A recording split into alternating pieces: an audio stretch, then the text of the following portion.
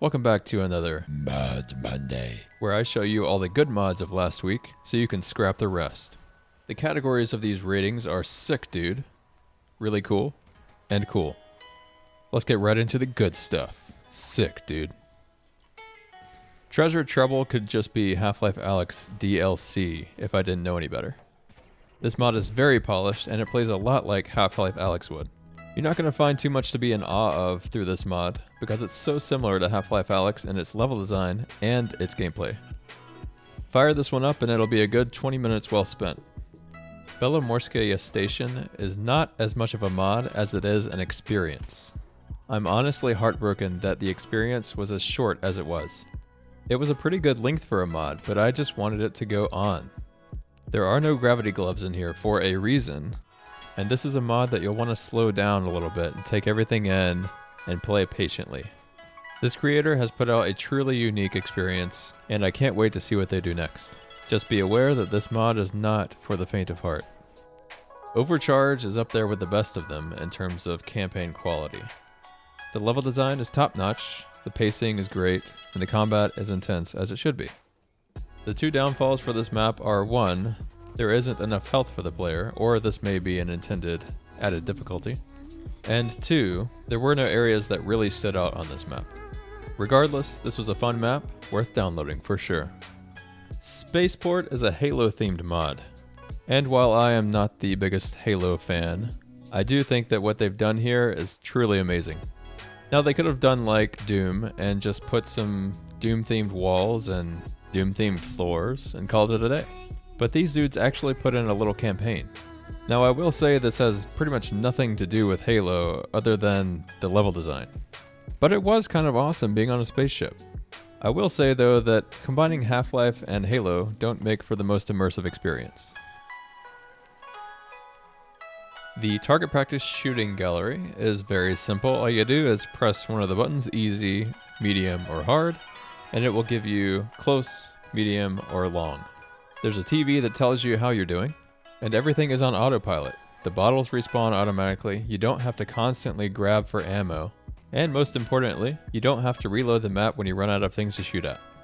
This is the perfect place to try out your behind-the-back shooting skills, like I did if you can't tell what I'm doing in this clip. So I spoke of City 17 in last week's mod review, and I had to put it in the cool category because I couldn't get out of a room. And well, that was because I didn't finish a puzzle before I went in that room. Even still, I had to finish that puzzle in pitch black darkness, and I had to look around to find the puzzle in the first place. Once I got past that, I was thrown into some pretty lame combat scenarios. And beyond that, I was teleported into a room where I died. I'm sorry, but City 17 Breakout is a prime example of why this mod review is a good thing. The marketing page for this mod leads you to believe that this is the mod of all mods. You can tell there was a lot of work put into this mod. The level design is decent, but there's just too many bugs and it doesn't play well. This mod. The main concept is to push some buttons on the wall, and those buttons will spawn whatever they're titled as. I'm not exactly sure if the enemy placement is random, but it did seem that way from 2 or 3 playthroughs. But if it is random, that would be awesome. This may not be anyone's favorite mod, but the level design here is cool, and the fact that you can spawn enemies of any type may appeal to some of you. The factory is a mini campaign that lasts maybe 10 minutes, and while nothing in this mod is going to blow your socks off, I did have fun with it. It's very simple, it works well, and it's got some good action. So why isn't it in the really cool category? Well, it just didn't spice it up enough. I think if they added a little bit more length to it and polished it up a little bit more, I think it could make it into the really cool category easily. Between a dock and a hard place was a campaign that's a little janky, not because it's buggy. Janky as in oddly put together. I think the dock was kind of a cool setting, but otherwise, there were just too many doors in one section of the map, and I didn't enjoy being indoors really at all. Was it cool to play once? Sure. Would I play it again? Probably not. On the Run is a short campaign that may or may not be finished in the future, but I really only wanted to showcase it in this cool category because of this one room. The lighting and textures in this room are incredible, and I want to see more of it, please. Corridors almost makes it into the really cool category. It's just a little bit broken and a little bit bland. It's very similar to all the other little campaigns out there, but it's polished, it's nicely paced, and it does everything well.